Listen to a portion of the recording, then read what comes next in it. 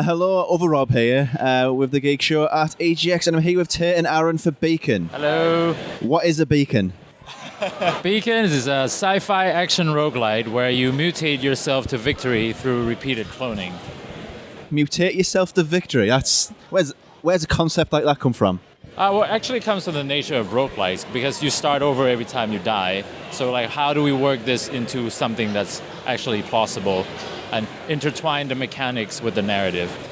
So, roguelikes are very popular right now. What about it, out of all genres and gameplay styles, really said, this is the one that we're going to do, this is for us? Well, I mean, he plays more roguelite. Yeah, I'm a big fan of games like Spelunky and Binding of Isaac, and there weren't really too many sci-fi games out there that were doing roguelikes. Yeah. As Tate said, with the narrative, we thought clone's a really good conceit to actually have a roguelike based upon. So we were looking into the ideas of, how can we improve on the roguelike formula? We're looking to DNA and mutations and losing some of your humanity the more alien DNA you splice with your character. And that kind of opened up loads of new possibilities because we've got all the base mechanics there of, you're finding new equipment, you're finding loot, finding passive upgrades, weapons, and you're trying to gear up to fight your way off the planet and, find your beacon to send out a distress signal. But we wanted something on top of that as well. We wanted something unique, and that's where the DNA comes in. So with DNA being such a big part, how do you actually design the look of a game if it's so flexible, maybe? If that's the right word? Yeah, I suppose that's my third. I suppose it's very modular. The look that we went with is kind of like a low poly thing, so it will stand the test of time. For the mutations themselves, they relate to the monsters you kill. So, for example, if you gather DNA from a dead insect, alien insect, then you can mutate into a slime monster with insect legs coming out. All these sorts of stuff. There are actually mutations that remove your head completely. Oh, wow. Okay. Yeah, you get pretty freaky later on in the game, yeah. And where'd you stop with that, though? Because it seems like it's such a... Well, there's so many options available there. Because you could go completely off into the sunset and... Yes, there's over 70 mutations now, and we're not even, into Steam Early Access yet. Oh, wow. So we're going to keep adding to that, and hopefully we'll reach over 100. When do you stop is up to you, because each mutation really changes your play style a lot. It can, for example, it makes your jump a lot further, or now you float instead of jump.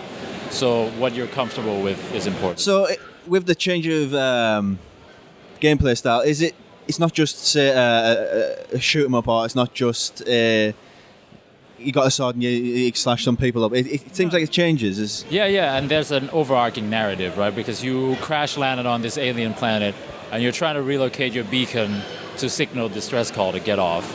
And as you go along, you get deeper and deeper into this planet's core, and you discover something there.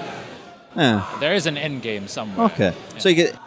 Oh, sorry. And I was going to just elaborate on that. That's okay. We're definitely approaching it we're not, a huge fan. Well, we don't have a huge experience with making top-down shooters.